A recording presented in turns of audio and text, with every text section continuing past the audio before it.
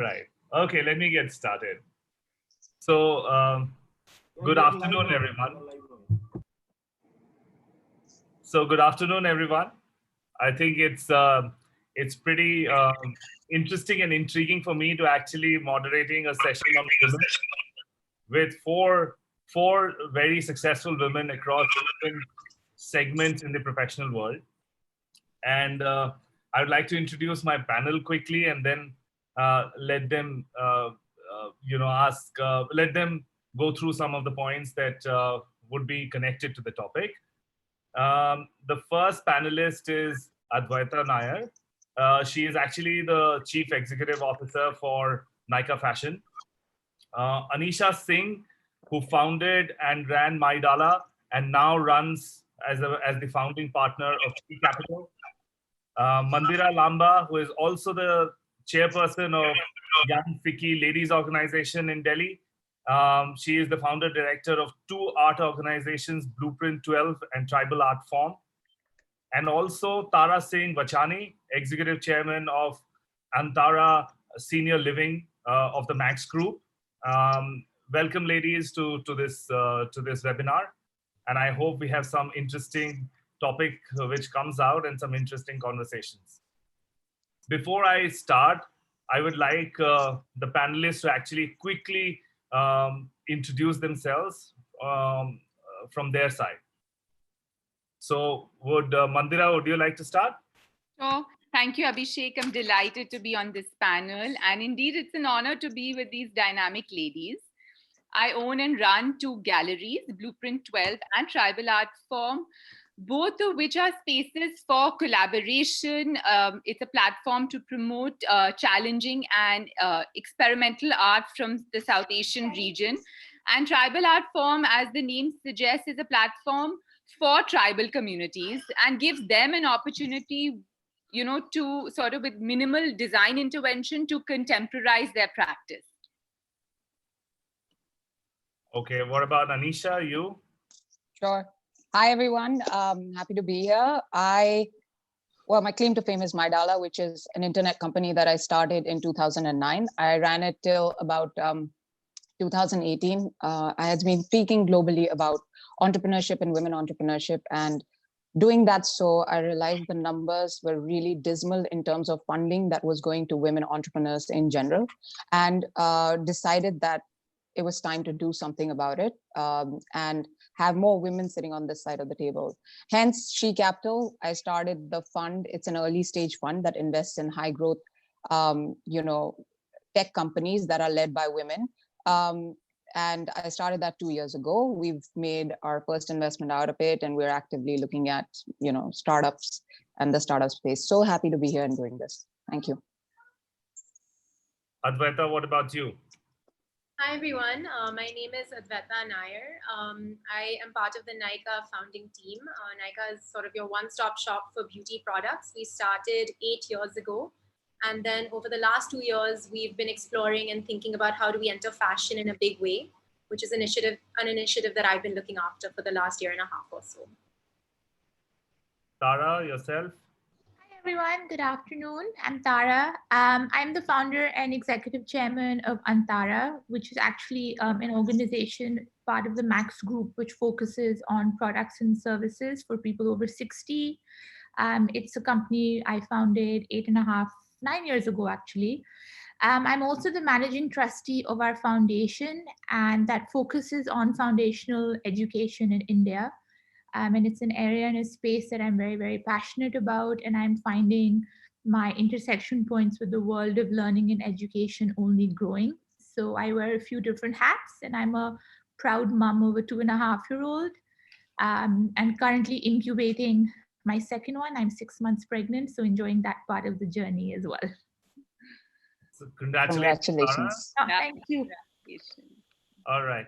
So my first question, I'm throwing this at Mandira and Tara. So what happened in the last two months with COVID-19 coming in and so sudden has obviously thrown us out of the gear. Like we never expected this, and in our wildest dreams. And it has thrown us out of gear, not just personally, but on the business front as well. So how are you guys gathering yourself individually, and how have you been able to manage and come up with hopefully a very strong approach? So, Nancy, why don't you go first? I'll follow sure, you. sure. So personally, in the beginning, I kind of enjoyed the pause, but the news that bombarded us was disturbing to say the least. The uncertainty of the future, it's a reality and a difficult one that like we all have to face now. Well, it took a concerted effort not to watch too much news, um, not to read all those WhatsApps coming your way, and in particular, not to like get ahead of the moment. But the biggest impact on my life has been homeschooling my son. Honestly, it's been a huge challenge. I feel like I wasn't prepared for it at all. On a professional fund, I mean, we were thrown off completely. Art, unfortunately, falls in the category of, sort of luxury spending. So it has been tough. However, since we're not a traditional gallery, we are an artist-centric gallery. We have a lot of projects and we're developing new strategies to sort of roll them out. We're looking at, we're also now all artists and our whole team is working from home. So we're looking at new ways, a lot of interesting things happening in their studios, how to take the art forward, also become more inclusive as the art world is very intimidating. But this is an opportunity to make it a more inclusive space, with augmented reality and all the digital world has to offer us. I think Abhishek, for me, thanks, Mandy. That's always. By the way, I'm a big fan of Mandira and the art world work that she does, so I know it closely, so I can resonate. But in my context, I think it's very hard to talk about the gratitude and appreciation one feels at this point in time without being conscientious and sensitive of those who are struggling around us. So I find that was my first struggle. I found the dilemma of the immense sense of comfort and gratitude I felt in my home, and to be safe, and to have food on the table and family around me and health was so contrasting what was happening around me that for me was the biggest shock to my system. So I think that took quite a while for me to adjust to.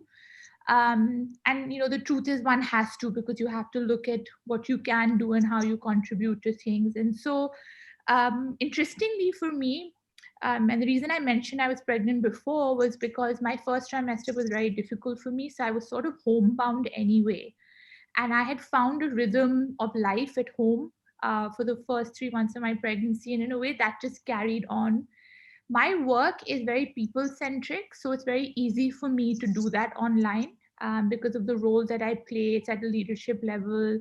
So we're able to keep our review and our governance rhythms and conversations and dialogues happening online. So Zoom has become like everyone's best friend, mine too. And honestly, I think all of us are so used to consuming and traveling and moving that even some of us who have mindful practices and meditation practices and a spiritual path, I think over the last few years, one has gotten a bit lost in that rat race. So the quietening of the mind, the quietening of the body has really been quite for me, very special at the time. And it's given me time to get back to exercise, which I've hated doing for most of my life. And I found 100 reasons not to. So I've been able to do that. And that's become an integral part of my day. I work 4.5, 5 hours, and then I spend time with my little one, which actually I haven't done since she was born. After I went back to work and stopped feeding and stuff. So, and she's at an age which is so insightful that I think that it's something I'm very grateful for right now. So I've been very fortunate, Abhishek, to be able to get into a very productive, effective, meaningful pattern. But like I said, the baggage of what's happening around us to those who are not healthy or safe or being fed or in shelter, for me, that's my big struggle. I think you raise a very, very important point that in the run of life, as we run ahead, as we consume, as we acquire, I think sometimes we don't realize how fortunate we are. You know, and I think this has been a great self revelation for all of us. That just having not to earn every day is such a big luck for us. Yeah. Anyways, now I shift to Anisha and Advaita. What does this mean to you professionally? As in, what does it mean to you now, and what does it mean to you for future? So maybe Anisha, you can start. Sure. You know, I think it's an interesting time for everybody. We don't know what it means. And I think all of us should grasp that fact right now. I love entrepreneurs because I am one, and I love talking to them more than I enjoy the VC side of it, because VCs day one were extremely, I would at that point have said pessimistic. And, but I think now in hindsight, I think they're more realistic, and entrepreneurs are very optimistic, and I love that. And I think professionally what it's done is we've tried to figure out a balance. We ended up raising our fund, we were deploying it. So this for us ended up being a great time, because what it means, sadly to say, is I actually thought some of the valuations that were coming were really out of whack. And there's a reality check in terms of the startup world now. I think there are some opportunities. People will want to see what's going on. I think it's an interesting time, right? Everybody's looking at how our business is going to survive this. Survival, I think, is the new growth, as a lot of my friends are saying, and I agree with them. And it'll be an interesting time. Professionally for us, it's been great because we're a small team. We've been, there hasn't been any downtime. But like Tara said, and you know what, so actually, I felt like I wasn't doing enough. So I actually ended up going to the Gurdwara and volunteering. I packed food every day. And let me tell you, it's been the best thing I've done in my life. That has been more fulfilling than any startup. I've founded 2 companies, run them, doing this. But that packing of the food is actually more, just satisfying than any other thing that you do. Because, I mean, none of us know what's going on, right? And we need to try and make a difference wherever we can. So do you do that regularly now? Yeah, it scares the living daylights out of my family. So I come back, and shower first and everything. But somebody's got to do it. They didn't have enough volunteers. And I figured it was time to step up to the plate. And it's been the best, honestly, the best experience. I come back, I'm beat by like 8:39. I can't even, my girls, I can't be with them. But it's great. It's been fulfilling, and it's been a great experience. So that, between that and just looking at companies and talking to different companies, this has been a good time. Otherwise, you get caught up, like Mandira said, in a rat race, and you kind of start leaving stuff by the wayside, even professionally, right? When we started this fund, the idea was not to just have a fund. The idea was to create a big network and create a support system for women entrepreneurs. And we kind of left that by the wayside when we started raising the fund. We got so caught up in that rat race. And now is the time that we were able to step back and say, wait, we actually wanted to do something else, which was create a network. And so we've gone back and got all these great women entrepreneurs on board as a strategic advisory board. We're trying to do some cool stuff with them and women entrepreneurs in general. Sorry, Advaita, you're all yours. I have a question for you, Anisha. Yes. So yes. As a VC, you're always, in some ways, putting a bet on the future, right? Yes. But now suddenly you have this new world and the new normal. So yeah. Doesn't this in some ways make you make all the plans or the thinking that you had?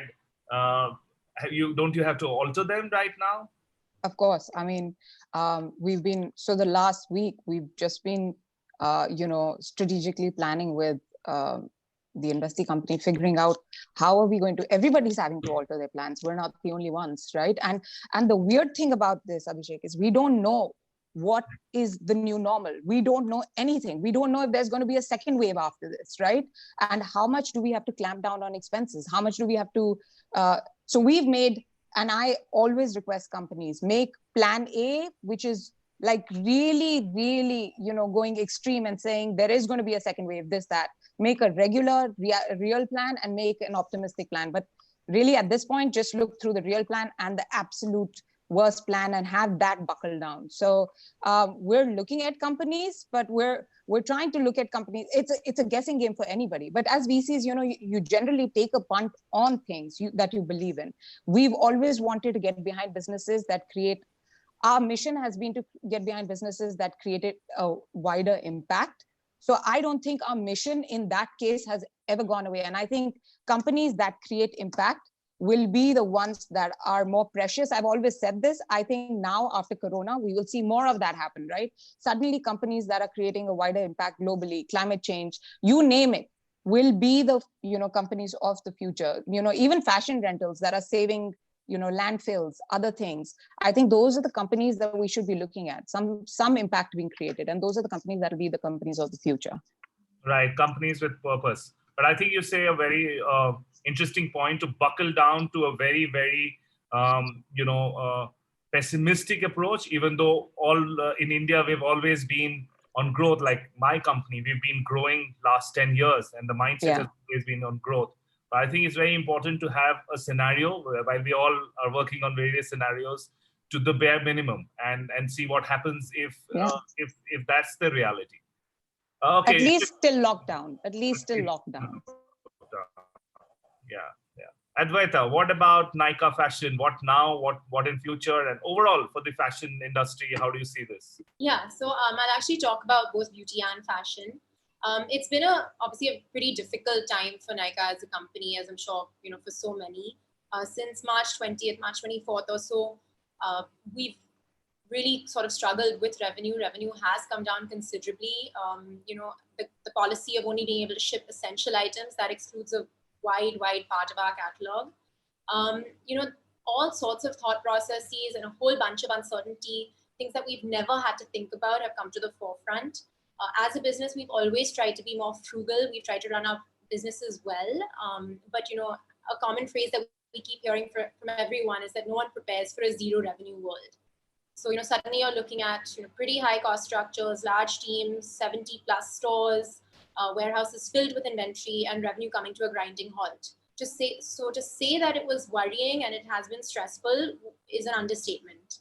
I think we've been lucky in the sense that we have managed to close some funding. We were actually in the process of closing that right before sort of the lockdown happened. That does give us runway. That combined with, like I said, anyway, we were pretty much break even and just turning profitable. So the burn wasn't too terrible and we will be able to weather this storm. But yeah, I mean, it has been a terrifying sort of time. And I think the whole management team has faced that. In terms of me, I think the silver lining for us as a business is that this crisis forces us to be a lot more frugal. It forces us to be a lot more humble, to communicate far more effectively with our teams, to run leaner. And I think that is a great experience for any business to have. And I think a lot of startups were running sort of just thinking about growth, just thinking about top line, thinking very aggressively, riding this consumption wave. And I think this crisis makes you kind of run things more disciplined. And I hope that's a lesson that we will carry. And so, we always keep discussing internally that this crisis has almost made us run our ship tighter. And I think that will help us going forward. Well, let me ask you, because I've always been a fan of Nykaa with what you guys have done, creating a great beauty platform, now getting into fashion and being such a women-centric platform, right? I mean, there are no other, even in retail today, in physical retail, there are no such great examples of creating women's platform, women-centric platform, and having and growing that. So, how do you see women consumers from a consumption standpoint on beauty and fashion, the two categories that you guys are delving in? Yeah, so I think there's sort of potentially conflicting behaviors that we'll see. One is for consumption overall, and the second is for online consumption. And so I think we're all clear that consumption in some form is going to decline. The economy, people are not earning as much. The economy will see some contraction. But I think the conflicting force here is that online is set to pick up. And I think that's something all online players will see. And it's something we're looking forward to. So I think consumers will start shopping more online. I think for me, especially as I'm starting to grow fashion, I'm seeing brands are a lot more willing to come list with us online. Brands that typically were not looking for online are now looking for online. I'm hoping that there will be less discounting as everyone sees that we can't, brands, businesses, retailers, we can't keep dealing with this level of discounting. So I hope that profitability becomes a focus for more people, and in general, we build healthier ecosystems. So Mandira, shifting to you, I've been reading about you. You have had a background of sports, always something which I like to meet people interested in sports. You are interested in fashion, and now you have a profession around art. How do you see your segment around art post-COVID? So, the whole art ecosystem has to change. Like everyone has to reinvent their businesses.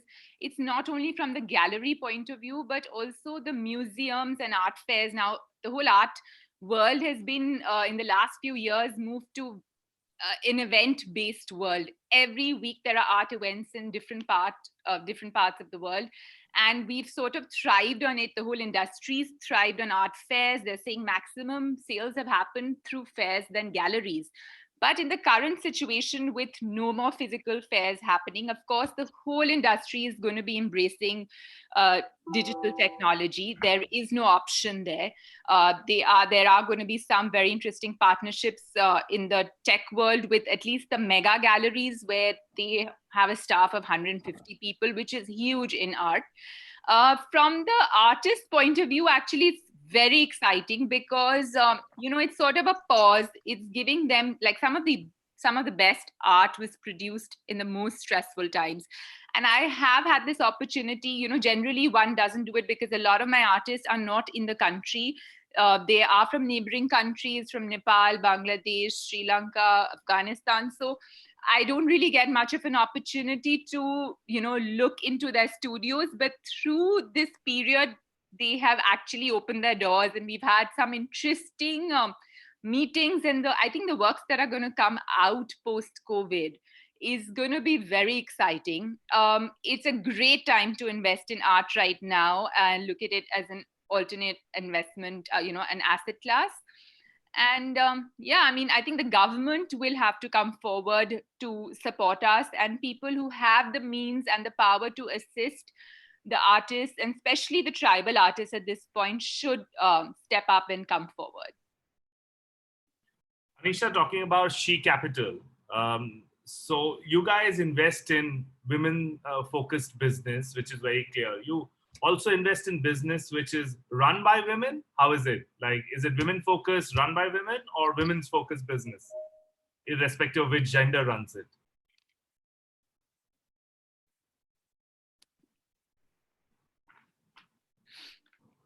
Are you on? We can't hear you, Anisha. Are you on?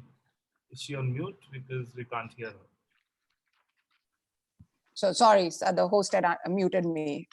So here's the thing. So when I ran Maidala, everybody asked me, what does it mean? So this time when we started this fund, I was going to take the simplest name so that I didn't have to explain it. So yes, She Capital in itself was done really to invest in women-led businesses. So we do invest in, our primary focus is looking at women-led businesses. However, we will look at women-focused businesses that are run by women. I mean, by men. Right. Does that answer the question? Yeah, Sorry, I got focused on the mute, unmute. All right. So no, that's clear. So what happens to such businesses, women-centric businesses, post-COVID? Here's my view on this. All right. So I think businesses in general need to buckle down. All right. Yeah. All of us. The good thing, though, and people think I'm biased when it comes to women, but I'll tell you this. I've always said women are more conservative when it comes to projections. And this used to be my complaint with women-led businesses, right? I always said they were very shy and they were always very conservative.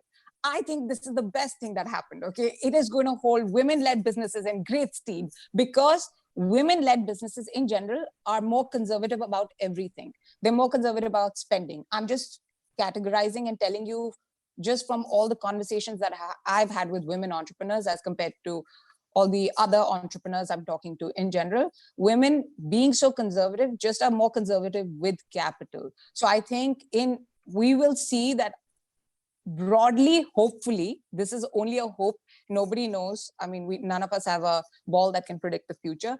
Women-led businesses should be okay. Are we going to be marginalized professionally? Absolutely. I think, statistics show that we are already at a big disparity. And I think women in general will be the first to go at a lot of, unfortunately, at the workplace. There will be different things. But when it comes to women-led businesses, I think they'll tend to buckle down more in a more easier fashion. That's my personal take. That's my hope. All right, I'll pull Tara in at this point. I think Anisha feels that, and we can discuss this. And Anisha, you can also, pitch in that you Yeah. feel that women will be at the receiving end if people have to cut costs. Is that what you said? You Yeah, think?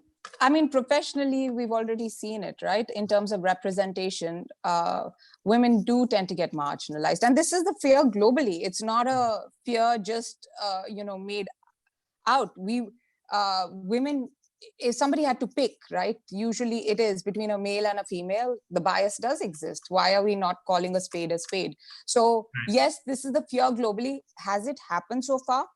Right. Maybe not. Are we going to see more of it happen? Right. Absolutely. Which is why you're seeing a lot of packages come through as well for assisting women in general, because that's the fear globally. And it should, I mean, going by bias trends the way they are, yeah, we're Right. probably there.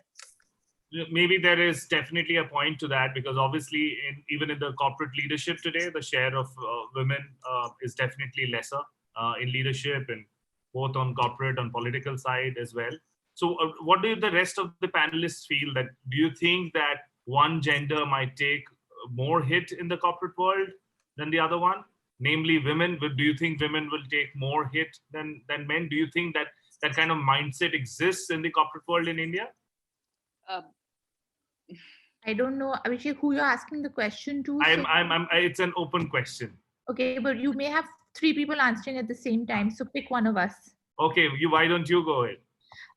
Look, I think, as Anisha said, the bias has always existed, not necessarily for retrenchment or how businesses act in difficult times. But obviously, there is a disparity in all aspects of the economy, right? Not just the corporate world with women. So I'm not going to get into that, and I'm not going to get into trends and conjecture on feminism, etc. I don't think that we are going to see anything specifically happening to women in the corporate world right now. I think even if I look at my own organization and some of the adjustments and balance that we'll have to doing in the buckle down period, there has, and maybe because I'm a woman-led organization, but my leadership team is equally men, if not more men than women. Our group is more men than women. So that's not even been a line of a narrative. So I don't think the corporate world, in my opinion, is going to see any um, shifts or imbalance in or a new imbalance in this entire piece. Whatever imbalance exists from centuries and years and decades, specifically to COVID. So I don't necessarily agree that the shifts are going to be negating women in the corporate world. So that's my opinion. Okay, I mean, there are two very contrasting trends, not contrasting actually, but it can have contrasting outcomes that has emerged post-COVID. On one side, we see that, we read reports about domestic violence on the rise. And that's come through not just in India, but across the world, which is a very, very scary thing, obviously, on one side. And on the other side, there is work from home. Now, with work from home and with women who have to fantastically balance, home front, the responsibility at home, as well as, their professional responsibilities, it means an opportunity. Because if if work from home is the new normal, and that is something that all organizations will have to undertake, then it gives women the flexibility of having to balance, which they have always done, with probably a bit more ease. So how do you see this, like work from home on one side, and does that mean that this becomes an advantage for a lot of women who are especially having to take care of families? Can I just, sorry, I know everybody's been talking. Can I just say what the best thing about work from home? Yeah. Having kids in the background is no longer, nobody needs to apologize for this, right?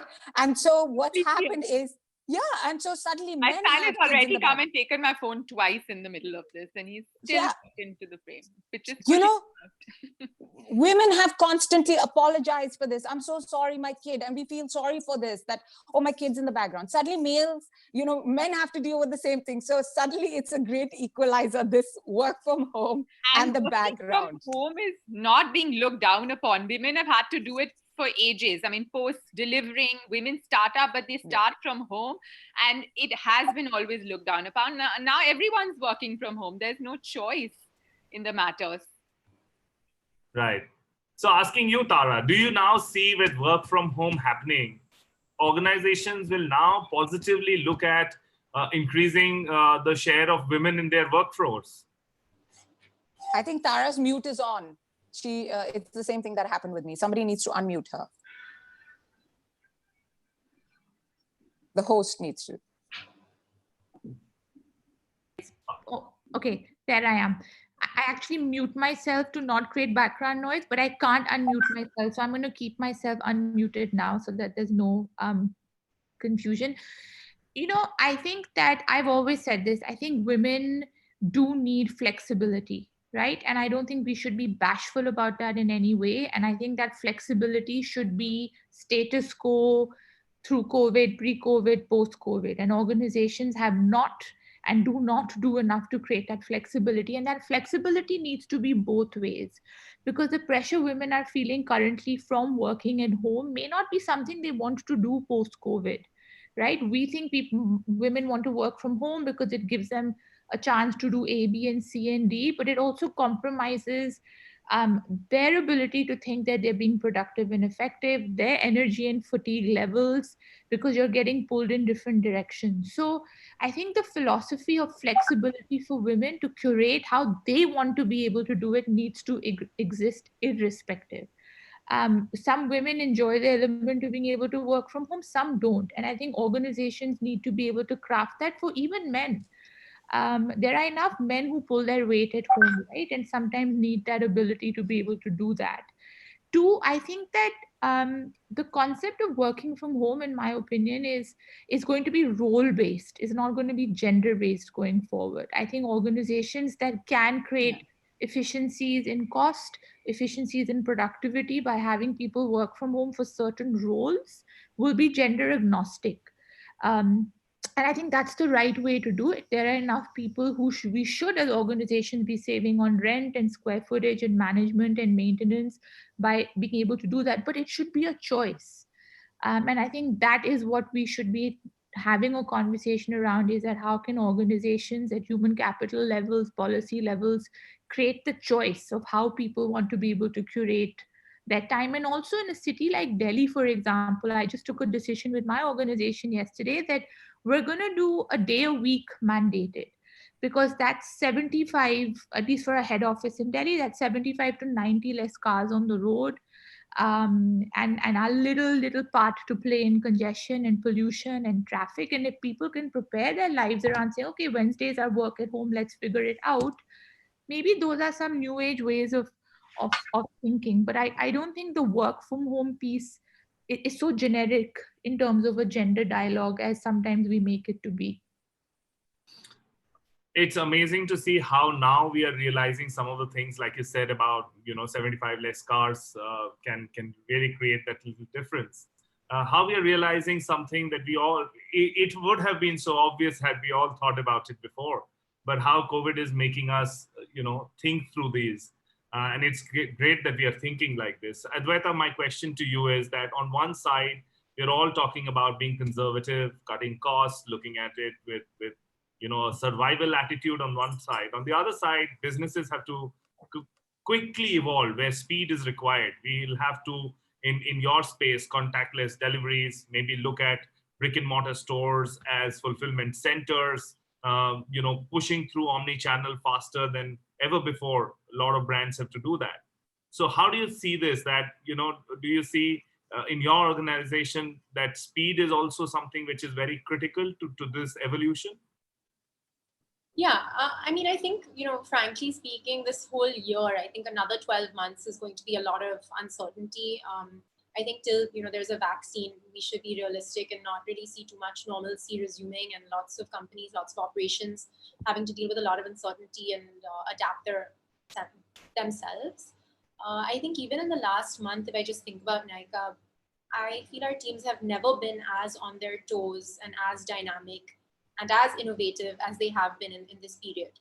So I have two examples. The first is exactly as you're sort of asking, how can we use our stores better? So for everyone else who's on this chat, Nykaa's 85% of our business is online in terms of sales volume, but 15% is offline.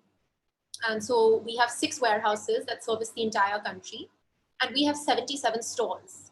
And so what this lockdown brought about was that the warehouses could only service within their state, within their locality. But we had 77 warehouses across a huge number of states. So we've actually converted our stores into mini warehouses, and our stores are now doing delivery across multiple cities, multiple states. And that was, something we've been trying to implement, like this hyper local delivery from stores.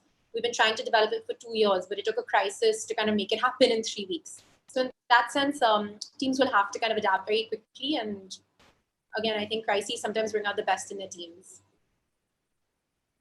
Mandira, this crisis has, of course, created different situation for leadership. It is a big challenge for leadership. And this might actually be from good leaders to great leaders. This might be the differentiating factor. How do you see leadership lesson? What have been the leadership lessons that you've had in this situation? And how do you see leadership standing up to a crisis like this? I think one of the most important things leading through this crisis is communication. I think communication is king. Information, or should I say correct information, is important at this point. Being extremely calm as a leader, because everyone's looking at you for, that stability. Providing your team, your employees, with security at this point is very important. And if you are to believe all the press articles, I think female leaders have been very successful in managing the crisis. I mean, so many studies have shown that home-based caretakers with responsibilities of children or old parents perform better in crisis. I think they are facing so many at a micro level on a daily basis. And most leaders, as a leader, you have to tap into your own emotional intelligence at this point to be able to lead and everyone out of this, difficult time. So you think right now a lot is about having the emotional intelligence, having the empathy. Empathy is now core to leadership than ever before? I think so. Definitely at this point. Everyone has so many things happening in their lives. We really can't, sort of pick on it through a telephone call or even a video call, but everyone has a lot going on with their homes at this point and the personal front. So and have to be very empathetic. Tara, let's spare some thought on certain industries like travel, hospitality, entertainment. The reason I picked these three are I'm assuming, and that they are probably one of the biggest hits in the post-COVID world, and due to the entire pandemic. And also on the other side, companies need to survive in these spaces, and women have been the key consumers of these sectors, and also, or at least being key decision makers. How do you think companies in these sectors would survive? It's very difficult to predict when will someone take the next holiday or go to an entertainment center or to a cinema next. So what's your view on these sectors? Three things, Abhishek, and it comes out of personal experience as well, because we have a international hospitality company in South Africa, UK, and Italy, and my brother is the founder of a wellness retreat in India. So I asked you the question. Okay, I just thought I didn't give that context in my introduction. So, it's so stark to the world I work in day to day, because my world is for seniors and we are a need-based product, and we're finding our demand is actually skyrocketing because of the fact is that there are all of these children and people who are vulnerable right now who hadn't planned for these situations. And so all of Antara's products are taking a whole different leap. And then I see the complete contrast of our hospitality world, which literally has gone into shutdown mode. So I think three things. I think, like Anisha and all of us have been mentioning, any business that hasn't looked at cost and cash preservation till now will have a very tough time surviving, right? Because in this time of zero revenue, as Advaita said, If you don't have cash in the bank, you can't pay your bills. You can't pay your bills, your business is going to shut down, irrespective of how the consumption patterns are going to evolve or pick up speed post COVID. So that's going to be a generic blanket statement for any organization that doesn't have cash in the bank to pay their bills. In terms of hospitality, travel, entertainment picking back up, I think if you're a good product with some level of ESG, as Anisha and others mentioned, that if you're a product that you can stand by and you've been authentic to the experience you're creating for your end user, I think you will have a bigger chance of footfall coming back into your fold. Two, I think that if you are a hospitality, even entertainment and travel product with a lot of heart, and there is a wellness component to it, I believe that you will do better. Because right now, everybody is going to want to stay fit, stay immune, stay healthy, both mentally and physically. It's not just about what we eat, it's how we think, the people we spend time with. So I think that will be the differentiating factor for entertainment. And my hope is, and my aspiration is, that we as Indians will start to value more of India, and that the limitation on international travel will push us to explore the beauty that we have here and encourage our domestic and local travel opportunities to really survive and thrive. And that's really my aspiration for India specifically. And I hope that that's the trend that we see. Well, I think that's pretty positive, and especially for our country, that would be great. Well, one thing COVID has taught us is it's very difficult to predict anything, right? But if Anisha, I had to ask you, let's assume that COVID settles down in 2020, hopefully for the humankind and for the world. And in 23 years down the line, when we look back at this year, 2020, how do you think you will see this year as?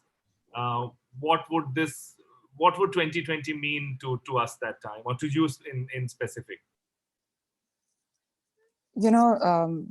I've been meaning to write a LinkedIn post about this, and more so for entrepreneurs. I think so. In 2010, my Dala had 3 term sheets. We went. Just bear with me. I'm telling you a story because it's relevant. And in 2010, we went through 3 term sheets.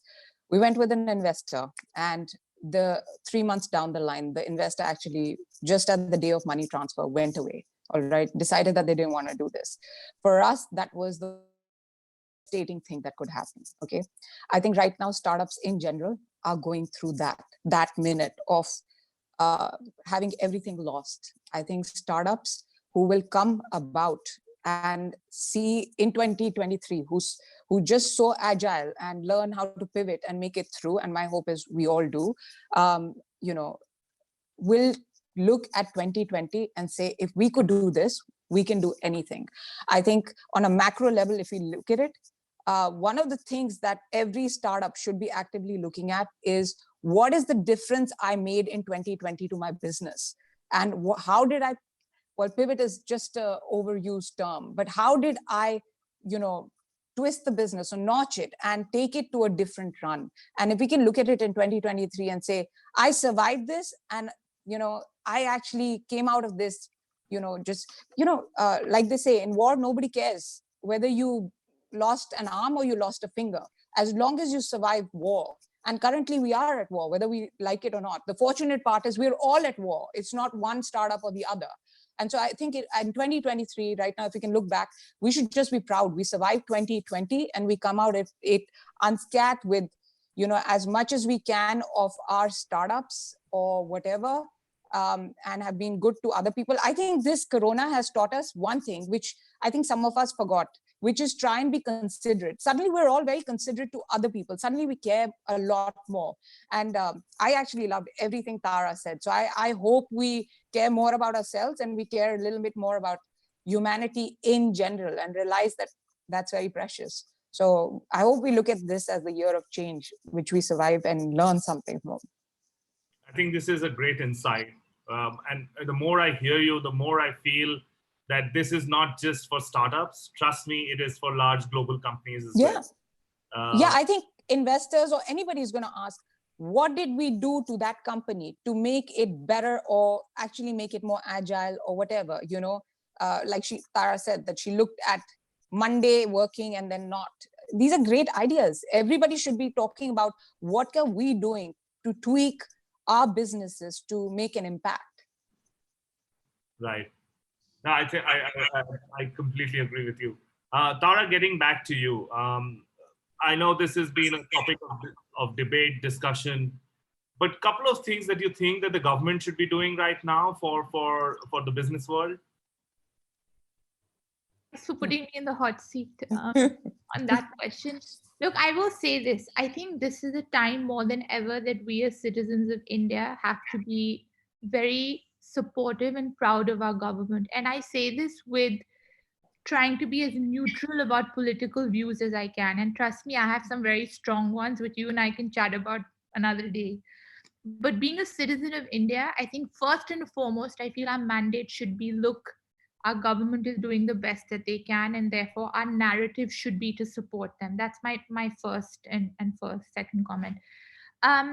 I think that the vulnerable population in our country have to take precedence. No matter how much the business community sit and whine about all of the perils and the troubles that we are having sitting in air-conditioned homes and offices with food on our table, I think we really don't need that much attention right now. Not to say that the economy can survive if we all don't survive, but I think the priority of the government has been the marginalized and the vulnerable, and they've done a good job on it. I think things they have done on loans, on debt, being able to create moratoriums, I think that's been very, very helpful. I do think medium-sized businesses that are struggling on cash flows need more help. They haven't done enough. Moratoriums on interest and moratoriums on repaying debt are not really helping cash flows to the extent that you ordinarily would. So I think they're trying to create more credit in this for medium to large scale businesses to be able to help working capital and cash flow so that businesses don't shut down. I think that's the one thing I feel the government now needs to step up with, given they have injected enough capital into vulnerable, marginalized, and smaller businesses. So I think just creating more credit lines right now would be very helpful for the next 90, 120 days because of the uncertainty Anisha has talked about. I don't know how long I have to plan cash flows for, right? What happens when I hit that brick wall and the second wave may come up? And I think that's very important, that if businesses that have had steady consumption, steady IRR, steady EBITDAs can be given credit lines right now, I think that would be very helpful. Right. If I may add something to this, I think I personally feel that it's a big opportunity for India, especially if we survive the pandemic better than other countries. And with the expected backlash on China, there is a huge opportunity on sectors like manufacturing in various product lines. And I think it's a fantastic opportunity for us as an organization. I think the government should really look into it. I mean, this is of course a separate topic in itself. So shifting to you, Mandira, these are times which it's natural to be despondent, negative, worried, apprehensive. What can individuals, colleagues, partners, leaders do at this time to make things positive? Like if there was 2-3 things that you, from your experience or from overall your thought, can tell us. So, I personally feel that the most important thing is to make people feel secure, whoever it is, whether people working in your home, in your company, for you. That's the most important thing. That's what throws them, completely off balance mentally. And, you have to involve them. It's like a family. So like they say, tough times, families come together. When times are good, people come and go. And these are those tough times when we need the companies, organizations as a family to come together. So I think that's the most important thing at this point of time. All right. I think we have delved into different topics, and because of paucity of time, we could probably have dug deeper. But that's why I'm asking each one of you one question, is that what has been your biggest takeaway? I know a lot of you have already mentioned that, but if I have to repeat, what has been your biggest takeaway from this pandemic? And if you had to look at it a bit, deeper, a bit more philosophical, what would you say about COVID-19? And I start with Advaita. Yeah, so I mean, we've sort of addressed kind of the takeaways from a professional standpoint, and I discussed earlier how difficult it's been to run a zero revenue company or a close to zero revenue company for a couple of weeks. But I think more philosophically speaking, as you're sort of suggesting, two sort of thoughts have been on my mind. The first is that I don't think the world has ever come together. The entire world has come together feeling the same types of worries, stresses, experiences. And I think there's something sort of special about those kind of shared experiences. And I think in our lifetimes, at least, I mean, I think in anyone's lifetimes, right, you've not seen the entire world sort of have a similar set of experiences. But I think the second thought for me is that it also really highlights the inequality of the world. I don't think ever in my lifetime I've been so acutely aware of how unfairly this crisis is playing out for different sections of society. I think we're often the lucky ones who get to say that we're enjoying kind of the downtime, we're enjoying time with our families. Tara started off by talking about this as well. But I think social distancing and the ability to grow yourself during this period is really a luxury. And I think it's going to be hard to conduct, at least for me personally, it's going to be hard for me to conduct myself in the same way post this crisis.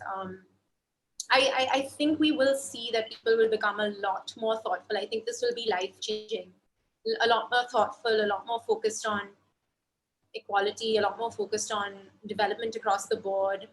These are things that are sort of on my mind.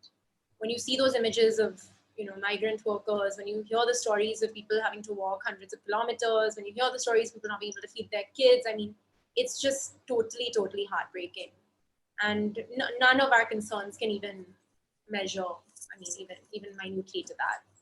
Yeah, I think I completely agree. And I think that gets to the point of having empathy in leadership, as well as probably having purpose in businesses. I think these are the two things which clearly, as an outcome of what you're saying, is in your mind. Okay, let me shift to Anisha. What for you? One biggest takeaway, and if you had to think something deeper or more philosophical, what would that be? And I've just learned to be more grateful. There's nothing, more empowering than that. Getting up every morning. I'm one of those, like constantly running. It's that rat race. But at the end of the day, we don't realize that we're just rats. We don't appreciate things. And so what this time has done is just made me so grateful to even just get up, be spending time with the kids and be alive. It's something that we don't, we take for granted. And it's, if you ask on a philosophical level, that's what it's done for me. I actually, the first couple of days that I volunteered, I came back home crying, and it's really hit. Now I learned to just appreciate what we have and do the best that we can. And I think all of us should just aim to do that. Mandira, for you? I think I've realized how little we really need. I mean, we sort of consume so much on a daily basis, and a bunch of things we really have no need for. I mean, I've started clearing my wardrobes and all the things I have on my dressing table out during this time. And oh God, I gave away 10, 12 things every day during this time, because I find it very overwhelming to sort of declutter at one time. So I think that's something that I realized. And one very interesting thing, and it's just stayed with me a few months ago, and this conversation happened with my life coach Urvashi Sethi, and she told me, she said, Mandira, human behavior changes, but human nature doesn't change. So even post COVID, we will still want to go out, still travel, still wear those amazing clothes. My only prayer is that I really sincerely hope the way we consume changes, and our behavior towards and the way we treat people changes, and that change stays forever. I sincerely hope so. Okay, fantastic. Tara? We all give ourselves so much credit, Abhishek, right? There's so much I in everything we do. We all think we're the center of our universe and that everyone's dependent on us and the decisions we take impact others. But we don't think about that enough when it comes to making changes and shifts for the larger world, and how interdependent we therefore are as a society and a country and a city and a world. but the amount of work it takes for us to engage with concepts of shunyata, understand our individual practice of mindfulness, that there's just so much paradox in the way we live.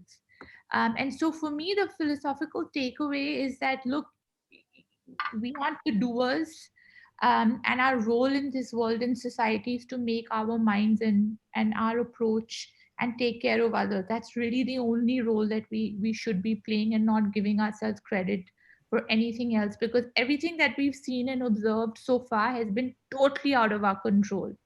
So I think we all need to come down from our egos, and I think get a bit more grounded, and really understand what our contribution as individuals in this lifetime at least is. Well, as I reach, and well, exactly on time, the conclusion of this session, I must tell this to four of you. I've attended a lot of webinars, a lot of panel discussions, but I must tell you, I want to go back and see the recording again, because some of the insights that you shared, some of the feelings you shared, are so relevant, so pertinent to times now that has been right now. So I can't be more grateful to you guys for have been fantastic panelists. And I say this not because I want to be nice to you at the end of the discussion, but it is really amazing to see how we discussed how things impact professionally for all of us.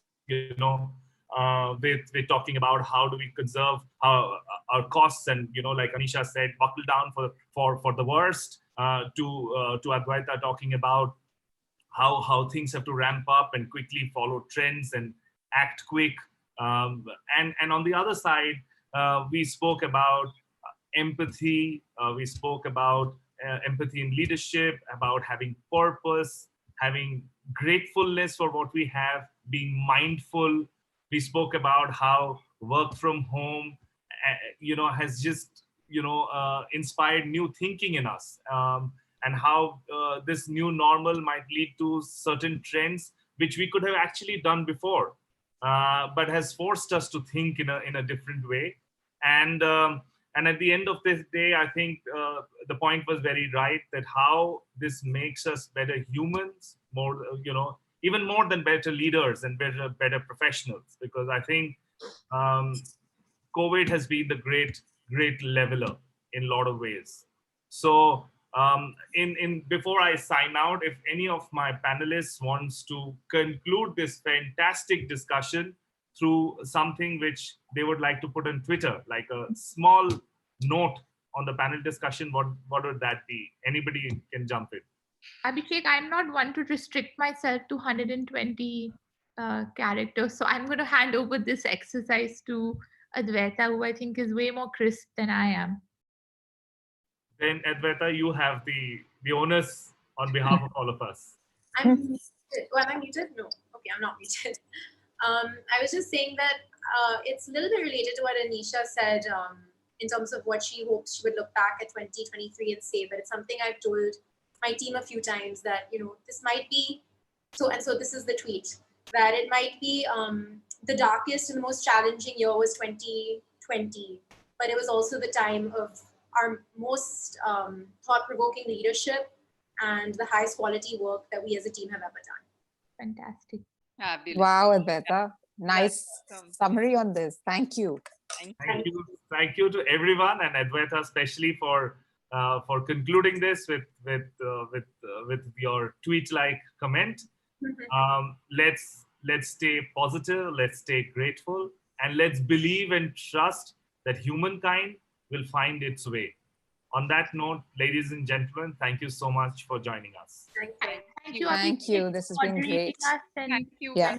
Navigating the conversation so nicely. So thank you. I know. Thank you so much.